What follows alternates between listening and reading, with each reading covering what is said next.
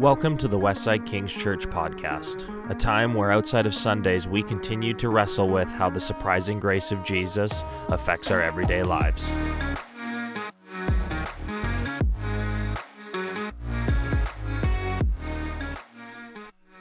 Shall we begin? Let's get started. So we'll do, I think, the same as we did last time. Let's start with the text, and I'm going to pick. And some of these texts that we pick are purposefully obvious. You know, I think it's good to go to text that people go, oh, I know that text, and so we'll start in the obvious text. So I'm in Matthew chapter 6, part of the Sermon on the Mount, in verse 19.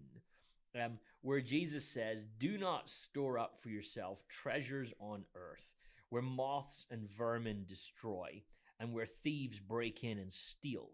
But store up for yourself treasures in heaven, where moths and vermin do not destroy, and where thieves do not break in and steal. For where your treasure is, there your heart will be also." So that's my starter text. Yeah, a things. popular one. Yes, yeah. I think that it's a sort of text that you see in people's, on their walls in their house, in their fridge. Particularly that verse 21: "For where your treasure is, there your heart will be also." But yeah, so like the great thing about reading the text first is I get to pitch to you first. Hey, Tice, what do you think of a text like this? In a conversation where, did Jesus really mean that, right? When he actually sort of says, don't save up things here, Yeah. So there are a lot of places to go with this. How do we read a text like this? Yeah, I mean, I think for me, one of the more interesting things to think about, especially around a text like this, is the biases that we all read the scripture with. So I think it's easy for us to, make some assumptions around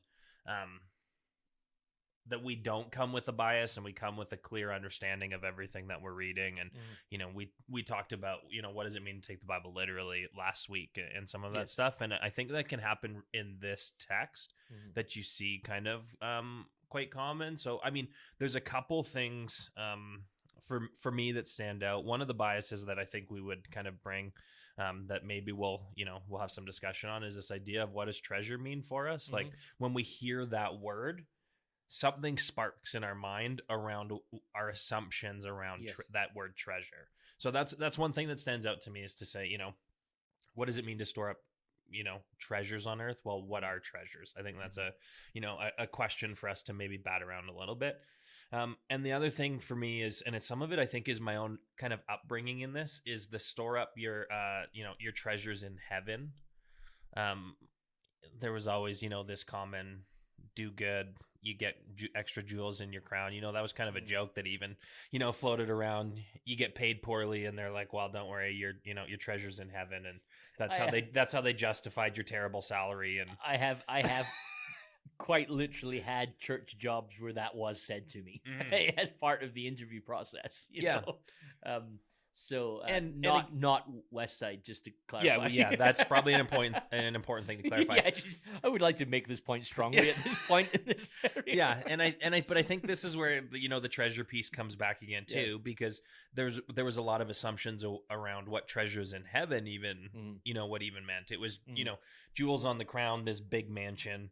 I always heard conversations around the streets that were paved with gold, and you and I have had some conversations as a shock to everyone listening. You and I have had conversations about theological things, but actually saying the streets paved with gold is almost this imagery of like what's valuable on earth is actually just kind of used for walking on, right? It's kind of a nothing material. But so often the conception has been, well, wow, right? These treasures in heaven, look at how valuable all of these things are. So to me, it's that treasure piece. That's a big one that I think stands out as I look at this, is actually how do we define treasure? Yes. And I mean, there's, let's lean back a little bit into this week and, into last week for this week now. This question, which is going to keep reoccurring, this question of scarcity comes back up, right? So let's use this idea of the streets of heaven being paved with gold.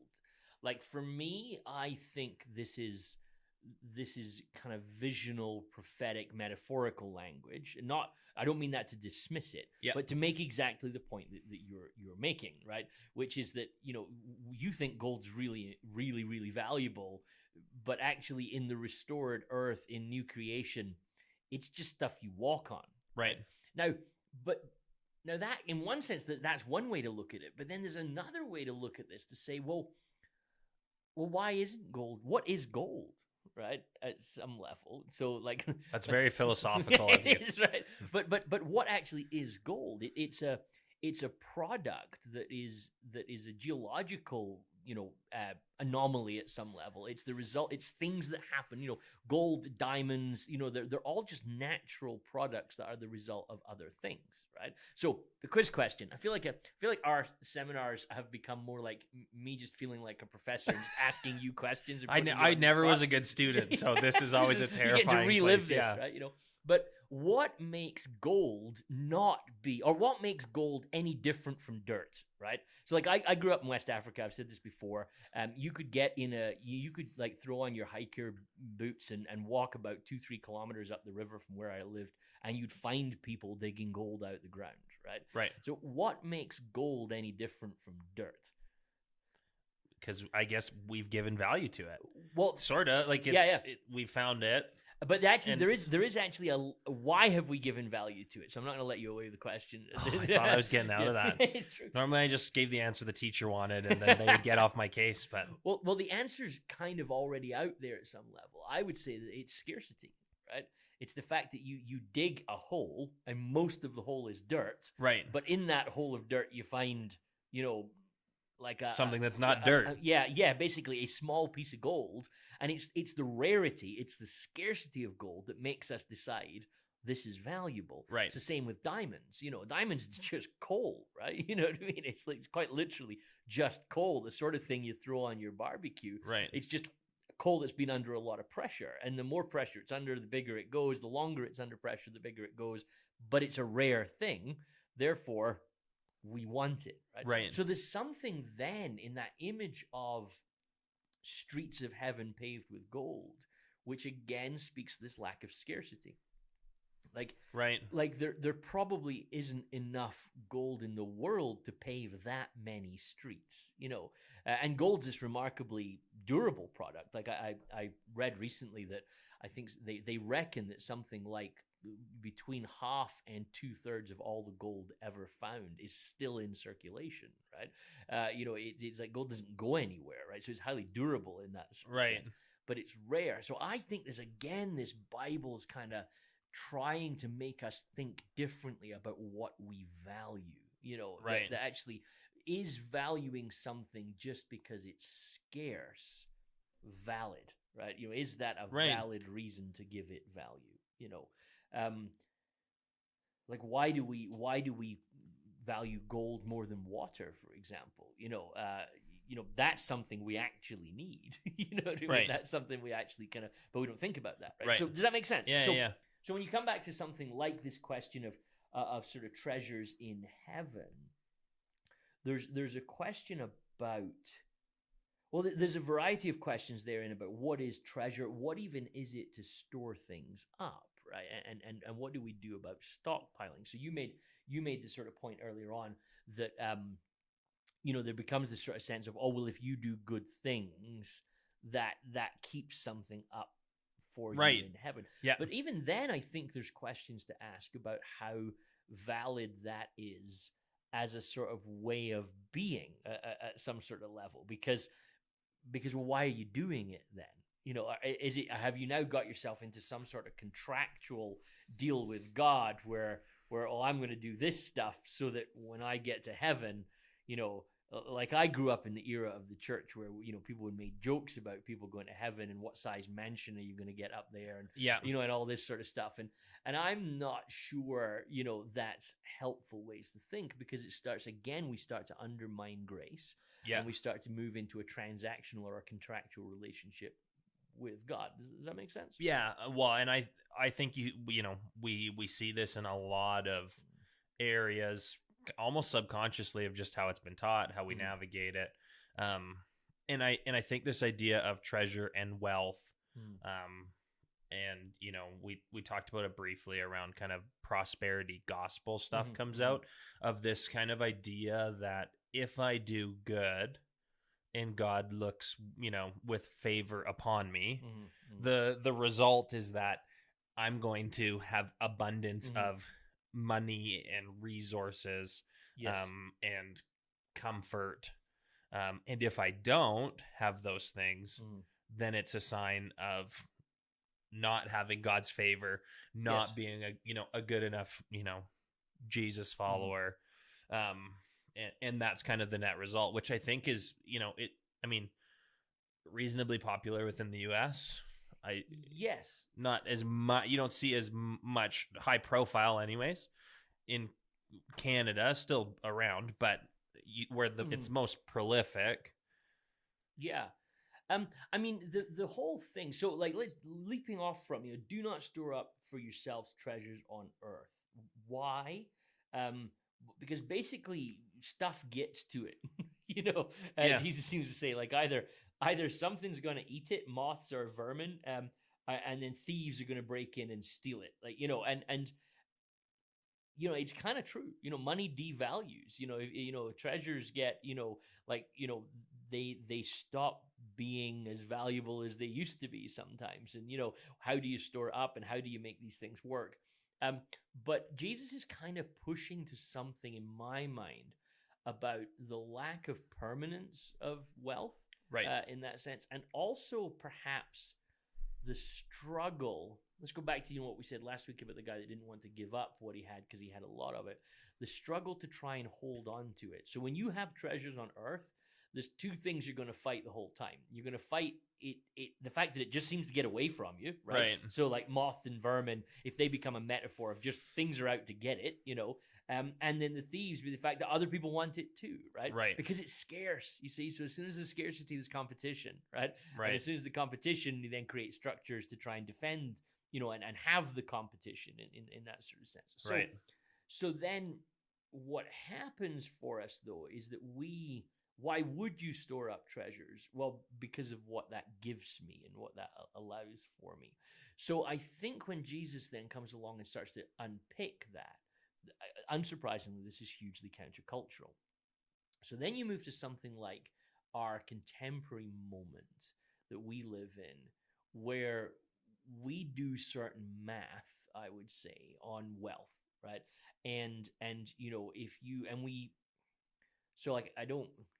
I would be tempted to say that you're right, that this idea of prosperity gospel, that if God loves you, you will have financial wealth. Yeah. I think you're right that it seems to very much be driven out of the US.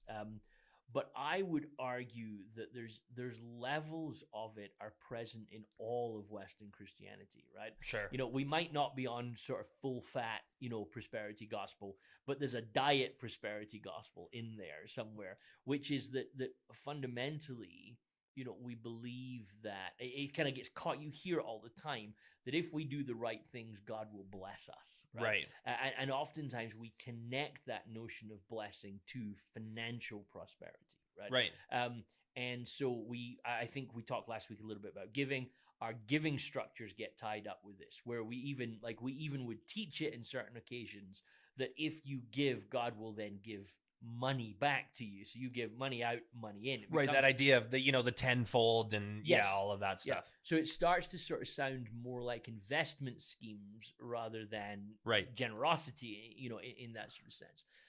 Now, I think the problem for us comes back to what Jesus is here saying. It's about where we think treasure happens. Right. So we hear about Jesus and we hear about what his kingdom can do and we hear about life to the full. But what we don't, let me try and say this better. What we tend to do is we take our image of what life to the full looks like and then say, okay, so Jesus is going to help me get that, right? Yeah. But this is where verse 21 of Matthew 6 becomes quite interesting because Jesus says, well, where your treasure is, there your heart is also. And in my mind, that's where Jesus starts to play his actual card. What does Jesus actually want from us? is our heart, right?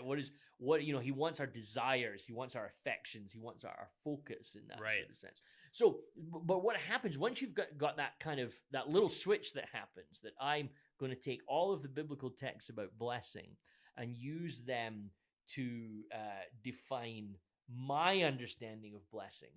Now you've kind of got yourself into a kind of difficult place, really, in that sense, because you're now going to see the text supporting that, but what it's actually supporting is your bad reading of what Jesus is offering. Right. Am I tracking? Yeah. I'm following. So I think that the prosperity gospel thing, although I haven't for quite some time encountered a church with what you'd call full-on prosperity gospel, which is like, you come here, you give to God, God will guarantee you get it tenfold back. I remember once encountering a guy who kind of basically said, like, keep a book. And he showed me he had an accounting book. And he was like, I give God this, I expect 10 times back, and I'm looking for it, and and I was like, whoa, Right. okay, like, this is intense in that sense. But Right. and so I asked him the question, well, where does it say that what you get back from God is the same as, like, does tenfold mean 10 times that amount of money, right? Or does, even if you were to go down that contractual model, like, how do we know that God doesn't give us, bless us with health, with families' health, with, all these things are gifts from God, really, at some level. Does that make sense? Yeah, and I mean, some of that still pulls into some of the prosperity stuff of, the more you give, the better chances you're going to be healed, Yes. right? Like you see some of that in some of, there's some large name people out there that run ministries like this, that are believing the Lord for their $55 million jet. Yes. Yeah. Right? Because that's the model that they function under, and they say, right, if you're not giving, well, how can you expect God to, to care for your health and those things? So pushing that, though, right, let's start to think about some of the problems with this model, right? So why? Well, there's lots. Yeah, no, absolutely. But why is it that, why are we susceptible to it in the Western context, right? Why is it that we still struggle to escape this notion that, if God loves me, I will have more financial blessing, right? Yes. And, like a couple of random sequence of thoughts that don't necessarily have an order to them. Sure. Right? Okay. What if God loves you so much that he doesn't want you to have more money? Right. I always remember my friend Andy McCourt saying when he was at Westside, a few years ago, saying he's met some people in California that are so poor, all they've got is money. Right. Actually, like, what if in some cases the way God blesses us is, well, here's the thing, right? How often you hear somebody say, oh man, I went for this job interview and man, God really blessed me, I got the job, right? But we never hear, right? Well, we rarely hear, man, I went for this job interview and God really blessed me and I didn't get the job. Yeah. Right? So we equate success with blessing and lack of success with not being blessing. Right. I've applied for jobs before, and a year later I've looked back and thought, man, thank goodness I didn't get that job. Right. Yeah. But at the time, I'll be honest, I didn't feel like God had blessed me when I didn't get the job that I wanted. Right. I felt exactly the opposite. Right. So I think there's a sense in which our trajectory of blessing and curses, for what, let's use that language again, is faulty, right? We equate blessing with essentially we get the things that in our culture and context are considered to be good things, right? So I'm blessed because I got a new car. I'm blessed because I got a nice house. I'm blessed because I got a new job. Yeah. Right. And I just wonder if our theology, and a prosperity theology has to have that, right? Because it says that if God loves you, that's what he does for you. Yeah. A prosperity gospel theology can't handle, I didn't get healed. I didn't get the job. I went bankrupt. And the difficulty is when you're in that sort of situation now, it's bad going bankrupt, right? Not having enough money is not a nice situation to be in. Right. But hey, guess what? Now you've got something else to deal with at the same time. God doesn't like you very much, right? Because if he did, it's a double whammy. Exactly. So you've just found out that, you lost your job, and also your theology tells you, well, clearly God's not happy with you, right? Yeah, and there's something else wrong on top of that. Read the prophets, right? Most of them lost their jobs, had horrible things happen Yes. to them. You know, Jesus has nowhere, like Jesus, if he's the archetype of God, and Jesus is going around saying things like, well, I don't have anywhere to stay. Yeah. He doesn't look very blessed, Right. by our standards. Right. And what happens often with prosperity gospel is it makes the mistake of sort of assuming that Jesus isn't a model for us. So Jesus becomes the kind of, he does the job for us, but we don't need to model him. Right. Despite the New Testament constantly, talking about how Jesus is a model for us. Yeah. Prosperity gospel is racist. That's another problem which we should identify. That if you actually listen carefully to the model, if God, so let me clear, if, right, and we're saying this is not how it works, but if God's blessing equates to financial wealth, then a basic brief survey of the world suggests that God likes white people more. Right? Because the Western world is currently sucking up most of the wealth. Right? Yeah, and I mean, it's a destruction of the image of God narrative. Yes, exactly. Right in Genesis. So what you now realize is that wealthy white people have more of God's blessing than most of sub-Saharan Africa, right? Now, theologically, you just can't go there, right? There's just no space in the Bible to go there. But a prosperity gospel theology does. It doesn't intentionally go there. Like, to be fair, right? But it's there. Like, your theology leaves you with a problem, right? Because it basically says, well, what about all these impoverished parts of the world?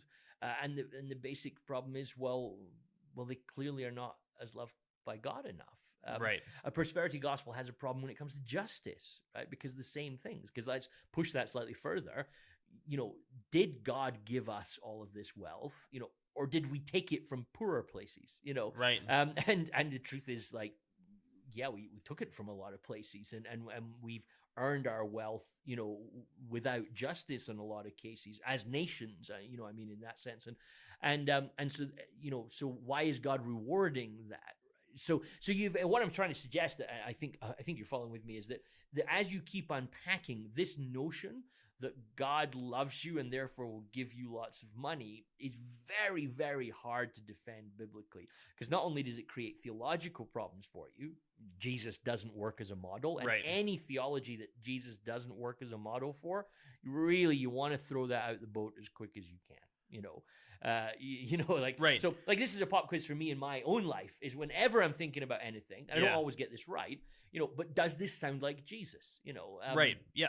So like, I've picked up books on Christian leadership and read the whole book and realized not once was Jesus mentioned as an example in this book. Well, that's a problem. So does Jesus sound like the sort of reader? Like, you know what I mean? Like, I read Christian leadership books that make Jesus sound like make Christian leaders sound like CEOs. And then you go, like, Jesus would be the worst CEO ever. You know what I mean? And and so, like, we should be suspicious of that. Like, we should go, well, if our model, if our structure, if the way that we lead our households, all of that stuff, if we find ourselves going, I just can't imagine Jesus doing it like this, I think as Christians, like, we want to ask questions about that. I think we should anyway. I don't mean that in a pious way, Tyson, No. just to be clear. Like, I'm not there. Like, hear me well on that. But is my leadership style looking more like Jesus as I grow in my discipleship journey, or less like Jesus? And if it's less like Jesus, there's something wrong with the way that I live. Yeah. I mean, it's the, Tom Wright, not to keep coming back to the well, but he's a wealth of, of knowledge, reminds in some of his stuff where he says, as it is with Christian theology, you start with the person of Jesus and then explore and expand everything around him, instead of starting with your existing worldviews and expectations and thought processes and seeing how Jesus fits within them. Yes. Because I think that is the bigger issue at hand. And it's where, nitpicking stuff out of the Bible and, kind of plucking verses and, for anyone that their favorite life verse is, Jeremiah 29:11. I apologize for what I'm about to say, but I wonder if this is where some of this prosperity gospel thought process comes in, right? Yes. Where you pull this verse out of its context and it talks all about how God has a wonderful plan for your life to prosper. And right. And we, again, take the understanding of prosper and what that means within our context and Yes. what we assume that's going to mean then for our life, that it's, rainbows and butterflies and never anything less than. Yeah. And when the world doesn't work that way, you're right. We come back to this spot of, which is why you hear people go, well, I'm a really bad Christian. Yeah. Is there 100%. which, I mean, that's a whole different topic of conversation that could absolutely derail us. But is there such thing as a bad Christian, right? Like when you really look at the gospel of grace and what that means and how we navigate that, I mean, that is a much larger conversation. Yeah. But I think, yes, there is such a thing as a bad Christian. I think it's all of us, right? Yes, but that's what I'm saying. That's a derail when we're talking about wealth. This is a derailing comment. But that's where the idea of this hierarchy and this ranking system has come into play. Yes. Jeremiah 29:11 says, I should prosper. He has a wonderful plan for my life. I don't see the wonderful plan. It's not lining up. Yeah. Therefore, again, this is not how it works, but this is where the assumption comes in. Therefore, I must not be strong enough spiritually. I must have done something that makes Jesus upset with me. Right? Maybe I don't pray enough. And then we're back into this contractual thought process of, well, I should maybe do some more stuff. Yes. To ensure that I'm okay, with the big guy upstairs. Like that's, and it becomes this nasty cycle. Yes. Well, so let's keep pushing that. This is not everybody's fault, right? Sometimes this comes down to Bible scholars like me. It's our fault because when we sit down to translate Scripture, we make decisions that kind of cause people some issues, right? Right. So Jeremiah 29 is a classic example of several points in many of the major translations.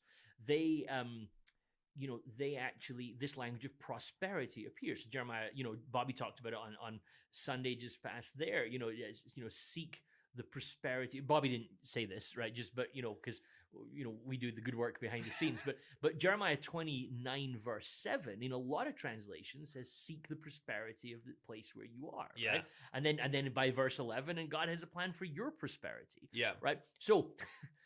Pop quiz. Do you know what the Hebrew word is behind that? No, I have not taken any Hebrew classes. But I bet you if I tell you the Hebrew word, you'll know what the word is, right? So the Hebrew word, seek the prosperity of the city, and God, I have a plan to prosper you.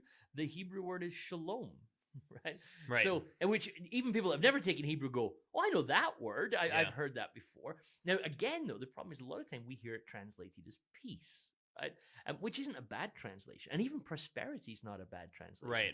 If you understand that etymologically, the core unifying concept of shalom is wholeness, right? Which it's why I think it's one of the most profound thoughts in the whole of Scripture. Because God, hear, O Israel, the Lord our God, the Lord is one. And what is God trying to do to the world? He's trying to bring shalom, which is wholeness, which is oneness, right? Right. So Jeremiah says to the people of Israel, like, I have a plan, you stay where you are. Like, it sucks. You're in exile. Right. Everybody wants to kill you, but you got to stay there. And I mean, think about this for like kind of, the butt end of a plan. It's not very theological language, but it works. God, it works. yeah, sorry, you're in exile and you're all stuck. But what I'd really like you to do while you're there is try and figure out a way to bring wholeness to that place, right? And seek the wholeness of the people who are persecuting you, right? But by the way, God says, I have a plan for you, right? And this is what Jeremiah 29:11 says. It's a plan for your wholeness. Okay, right. Now I think that really helps us. Because, well, what does my wholeness look like? And bear in mind, it's for wholeness of all of us, right? So now actually we see, like this text here, don't store up your treasures on earth, store them up in heaven, because where your treasure is, there is your heart. It's a path to wholeness, right? But what does wholeness look like? Well, a rich young man comes to Jesus and says, I've done all these things since I was young. Jesus says, in that case, you're close to the kingdom of heaven. Go and sell everything you have, give it to the poor, and come back and follow me, right? And Jesus goes, this is what wholeness is going to look like for you. And contra the prosperity gospel, wholeness for you is going to be you have to get rid of some of your money, right? You're actually going to have to give it away and then and be free of it, right? Because actually that scarcity mindset is is robbing you of wholeness. And that's when we kind of crash into the brick wall of prosperity gospel, because we realize then, wait a minute, this isn't a biblical model. This is a Western model that we've theologized, Right. That says, you should be rich and that will make you happy. Which, of course, we have a ton of evidence that doesn't work. But it's like possibly the most enduring myth of the Western world, right? Like we all know categorically that more money will not make us more content, will not make us happier. And yet nobody believes that, right? Yeah. Well, and I mean, the pursuit of money is one of those, as soon as your mind seems to shift to that type of thing, to say, well, I need more. Yeah. Well, you've hit a problem, because if you're focusing on more, there's never enough. Right. Yeah. And again, that we come back to the scarcity piece of you pick your first number or whatever that looks like. Yeah. But it's actually not, you don't just stop there. You're constantly chasing something that's always, kind of evading you. Yeah.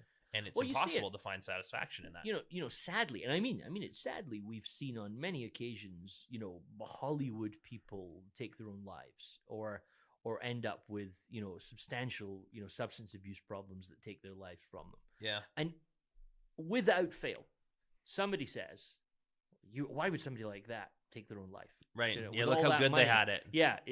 And so, but then what we do is, and please forgive my callousness when I say this, is we watch that on the news and we go, why would somebody like that do that? And then we switch the news off and get back on to trying to do the same ourselves, right? So there's this blockage within humanity that's just immensely resistant to the idea that money doesn't bring us happiness. Right. So when we hear Jesus say, your path to wholeness is being blocked by how much wealth you have, like we just go into a tailspin. Right. We just, no, that cannot be right. Right.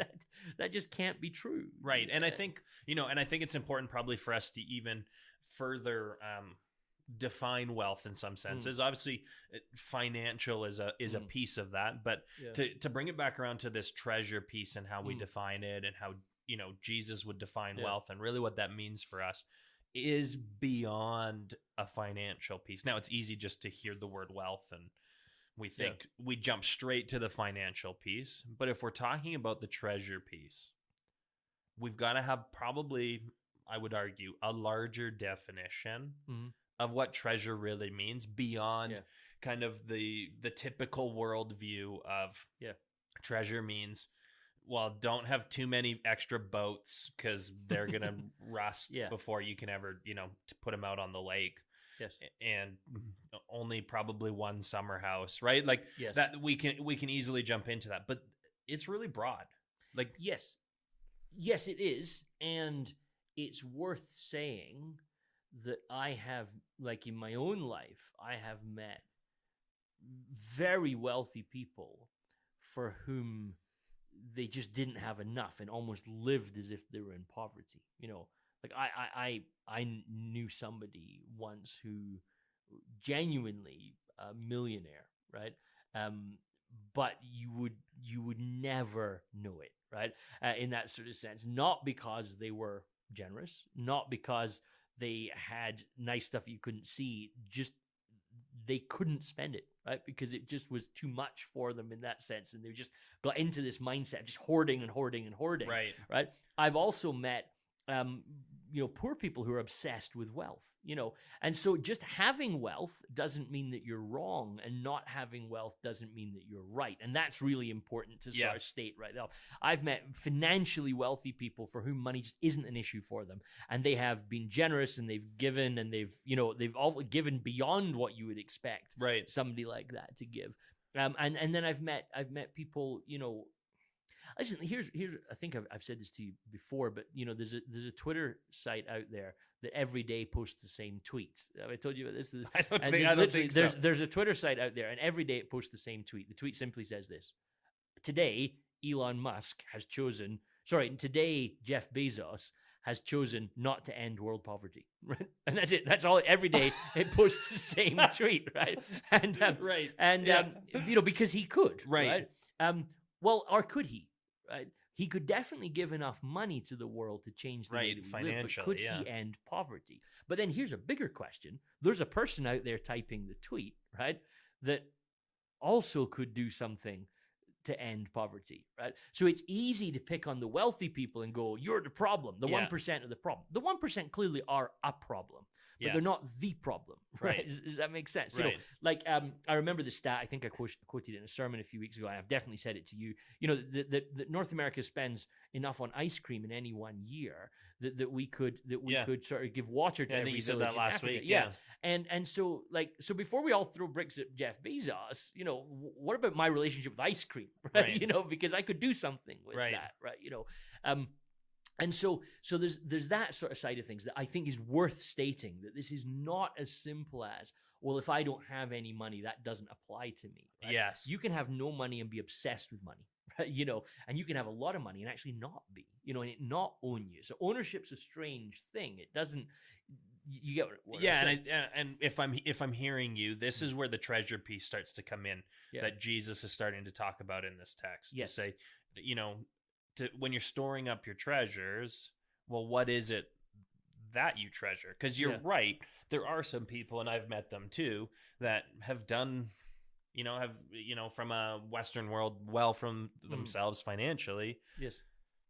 They don't really care about it. They just here, there, like it definitely doesn't control them. You can see that in their lifestyle. But their time now, you ask for an hour, for them to go do something. Yeah. Well, now they'll go, just tell me how much you want on the check. Yes. And now you've started to poke into another piece of treasure and wealth in some senses, because times as you and I have talked about it, where the even playing field now starts to show up. Yeah. Because everyone has the same amount of time. Yeah. No, I think that's a very valid point, that we almost leaning into a question of stewardship now, you know, where we think more about how we utilize the resource that we have. So what if wealth equals resource, not simply finance? Right. So I have strength, I have time, and I have some finance, right? Let's just take those as three examples. What if, like, all of these things can be hugely significant to our lives, and we have a tendency in the Western context to definitely focus on what is, the important thing to us, which is the money. Right. But you're right. Like, how do we invest our time? How do we invest our energy into stuff? What are we bringing to the table in that sort of level? Which again can come down to treasure, right? Yeah. And do you think of, the number of breaths you have in a day as something which is to be treasured in that sense? And you can invest it in this, or you can invest it in that. You can invest in something permanent. You can invest in something fleeting. And I think from this text in Matthew 6, you can lean into those sort of things and ask those sort of questions. Right. In my opinion, you can. And again, I would say that puts us in a more healthy place to think about blessing, in that sort of sense. That what does it look like for us to start to discover blessing, to realize that actually, in fact, we do have much. In fact, as Paul says, to the Corinthians, like, we possess everything at some sort of level. Like, right. We have, and obviously you got Paul in Philippians saying, like, I'm trying to learn the secret of having much, of not having much. Right. And that kind of seems to me to lean into this whole question as well, Tyson, about, like, are we prepared to learn that secret? Most of us say, I'd really like to learn the secret of having much, right? Yeah. But not so much the secret of having little. But Paul's sort of talking us down this line of thinking differently. Does that make sense? Yeah. And I mean, it's an interesting one, because I think we love the idea of learning how to live with much. Mm-hmm. It's the little that's I think we can all relate to in some senses, because if we're all being honest, for sure in the Western world, we've probably got a storage room somewhere in our basement that has so much stuff that we don't even know what to do with. And we walk past it, we look at it and go, I should probably get rid of that.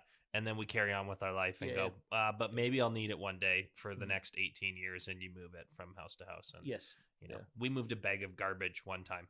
We found it and we unpacked, and I went, we literally moved a bag of garbage that had been stored somewhere, right? Like, one, because we just didn't know how much we even had. It was, it just got hidden in the mix, and you're like, what? Ridiculous. Like, it's ridiculous. No, and I think you're right. We can easily get caught up into that sort of thing. So for me, there's this sense of us trying to think through, like, what do I have, right?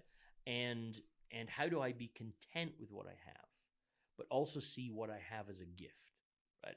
So the problem for me with the prosperity gospel is it always asks me to look over that hill. There's more out there.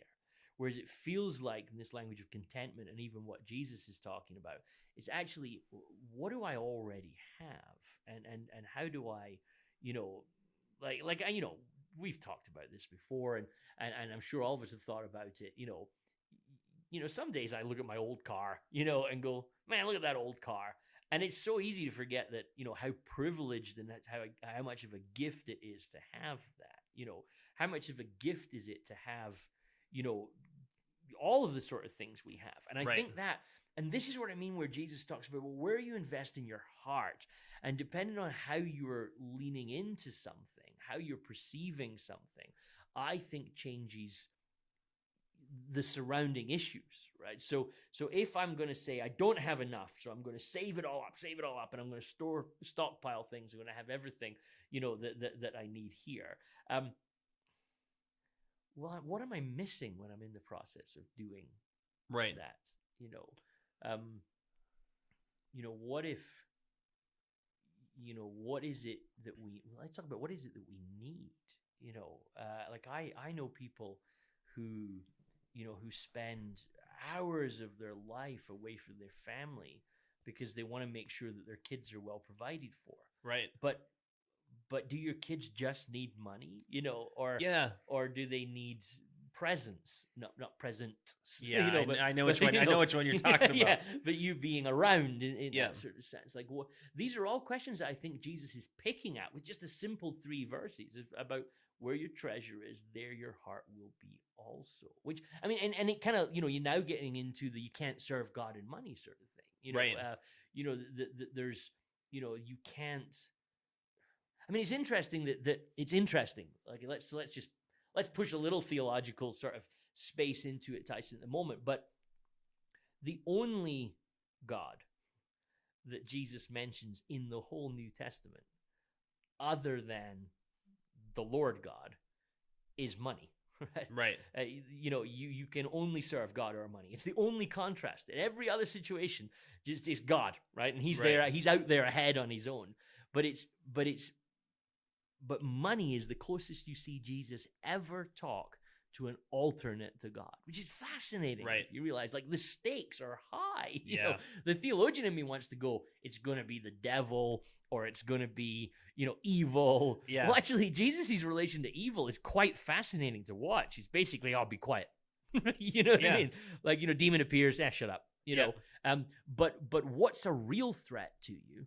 Jesus goes, well, you can't serve God and money. Like, it's like fascinating that that's the status he gives it. And I think if we look back, we can see that in our own context, in our own situation. You know? So for me, I'm always a fan of the audit, right? Like, I don't just mean a financial audit, which very few of us are a fan of, right? But so Jamie Smith in his brilliant book, You Are What You Love, which is just if ever there was a title that basically says this is what this book's going to be about, this is what Jesus, where your treasure is, where your heart is, there your treasure is. Smith says, you are what you love. What you love ultimately becomes who you are. And one of the things that Smith recommends is taking a regular audit of your life. Right. And you're looking through, what do I do? How do I think? What's going on? I think a financial audit from a spiritual perspective is a fantastic idea to do. It might be painful, I have a friend. They're not going to be connected to this podcast, so I feel I can say it. They're not in the seminar right now. I have this friend who, like, they do this thing where they sponsor kids through Compassion International. Yeah. And every year they sit down just before Christmas and they audit their finances to figure out if they can take on another child. Right. And the number of children they're currently sponsoring is high. And these people are working, like they work in charity jobs and stuff like that, so they're not, and like one year they dropped TV, right? They literally cut their TV subscription so that they could sponsor more children, and I'm like, whoa, so when, so they're then having to have conversations with their kids about why they can't watch the shows that they want to watch. And it's because we chose to invest our money there instead of here. And they audited themselves essentially and actually said, do we really need that? Well, it'd be lovely to have that, but do we need it more than that kid needs food? Like, and I think a lot of us could sit quite happily and go, well, that's too far.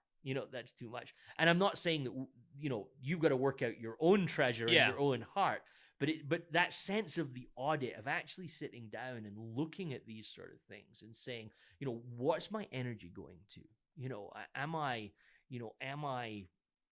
serving outside of myself as much as I am, and as I could, and COVID, I volunteered somewhere this morning and, to my own shame, I realized, I've used COVID as an excuse to not do stuff like this in a minute because it's like, oh, I'm going to be safe and all that, and I went somewhere and it was super safe and it was really, all the protocols are amazing. I'm thinking this is really good work and this is a great investment of my time and my treasure in that sense.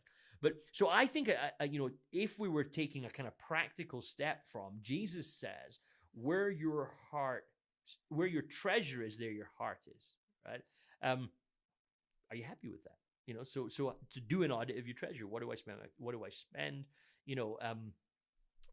My friend Beth said something just recently to me, reminded me of a Martin Luther King quote, where Martin Luther King just said, "A budget is a moral document." Right. And that hurt. So like, here's a statement. Let's take Luther King's kind of comment and, just print out your bank statement. Most of them come online nowadays, which helps us ignore them. But, print out your bank statement at the end of the month, right? There's where your treasure is. Yeah. One of your treasures, right? Yeah. Print out your calendar at the end of the month. Yeah. There's where another group of treasures are. And then please, I'm not trying to say this in any condemning sort of sense. I hope that's not coming across that way, because the beautiful thing about grace is, and Jesus doesn't get to the end of this text and then say, so let me tell you how to do that. Right? Yeah. So this is going to be different for all of us. Yeah. But when you look at, here's how I spend my time and here's how I spend my money, and only you, like I am absolutely convinced that this is always just a you and God, or you and your partner and God. Are you happy with what that says? Yeah. Does that make sense? And, and then if you are happy with what it says, could you stretch it? That's, that for me is the thing, is that then, I think Jesus is always like, hey, come on, just a little further, right? So you go, wow, I gave 10% of my income to charity this year and 10% of my time to volunteering. Like, that's phenomenal, right? But Jesus, I'm convinced, would go, hey, so, a little bit further, what about 10 and a half? Yeah, well, and that goes into there's always another step as you follow Jesus. There's never, I've heard someone say, to use a church word, but your sanctification process takes your entire life plus a day, right? Like this entire journey of, there's always going to be another thing that he calls you to. So I think the 100%. stretch is always there, and you're starting to touch in on, obviously needs and wants and cultural definitions of that, and how we define those things is a big one. There's a lot of things that we claim as needs that, if we're honest, are probably wants as far as the rest of the world. It would be concerned. But you're also starting to push in on this, this biblical idea of what it means to be blessed, like what purpose that is. And often, and we've just got a few minutes, and so we might only get part of the way through this and have to pick it up. But, part of the thought process sometimes, again, if we're going back to some of the prosperity understanding and the unhealthiness of it, is you're blessed at the exclusion of others. Yes. But the biblical narrative, when you look at it all the way beginning in Genesis with Abraham, is going to be, I'm going to bless you. Why? Because you're going to bless the world and what that means for you and how you interact with the world around. And again, where Jesus stretches you to say, come a little bit further, right? You're starting to push into that kind of piece of us understanding what it actually means to be blessed and how we live that out in response to grace. Yes, and and of course, that's all about shalom as well. It's about wholeness, right? So blessing, biblical notions of blessing cannot be exclusionary. And that's the problem I have with the prosperity gospel, is it allows you to go, I'm clearly more blessed than you. Yes. Right? And that's just not how Jesus works. And so there's definitely the blessing is going to bring us to a place of wholeness, but it's also going to make you a conduit for bringing that wholeness. Because that's, you go back to Jeremiah 29 verse 7, like seek the wholeness of the place where you are. But the beautiful thing about the invitation to wholeness and doing it in the way that Jesus does, simply, you can just go look at where your treasure is, and that's where your heart is, right? Yeah. So if you want to move your heart, you got to move your treasure, right? So like if you come from a kind of highly traditional background, it'll often say something like, well, if you don't give 10%, you're just wasting your time. That's the bare minimum. Jesus never gives us a bare minimum. So if you look at your treasure and your time, let's say, or your finance and your time, right? And you say, here's my use of my treasures, and it realizes I keep it all for myself, right? Which might be true of many of us in that sense. The invitation to Jesus, well, which of these could you move on? Right. Well, actually, I could probably give an hour a month to some volunteering, or hey, you know what, I could maybe go and support that particular project over there. The beautiful thing about this is it's your call. Like I fundamentally believe that it's your call to look at your use of your wealth and decide whether you're happy with it or not. Like the Bible's absolutely clear. You should never be compelled. If you're compelled, it's not generosity, it's leverage. Right. But so it's your question with God, of, am I happy with that? Right. And I know people who don't give anything and they're happy with that. And I know people who give lots and they're not happy with that. They're like, I think I could do more. You know? And so for me, the beauty of grace is it invites us into this place of saying, listen, God doesn't need your money. Because your money's scarce. Things eat it and it gets stolen, right? So God doesn't need that. What he needs is your heart. The problem for you is your treasure is going to say a lot about your heart. So again, it comes back to this thing. Can a rich man follow Jesus? Of course he can, right? The guy, Jesus tells the guy to go and sell all he has, not because rich people can't follow Jesus, but because that particular rich guy had a problem with his money. Does that make sense? Yeah, and that was it was the hard issue for him. Yeah. And so there's that journey, I think, for all of us to actually, the audit has to be a self thing, and that's like, and I like to kind of practically tie things together, so what do I audit? Do I first need to audit my theology? Actually, do I equate success financially with God's blessing? And like as healthily as you can, draw a line through that. God loves you, and ultimately Jeremiah is right. In the long run, God will bring wholeness, so stop equating the two things together. Sometimes we know this as parents, even if anybody's had a parent or is a parent, sometimes parents don't give you everything you want because it's good for you to not get everything you want, so why can't God be the same, and then once you've done that kind of theological audit, what would it actually look like to audit your time and your finance? I think that would be I think it'd just be a healthy practice for all of us to keep working on, to kind of try and be able to answer Jesus' question, like, where is my heart? I mean, I think that audit is a great piece.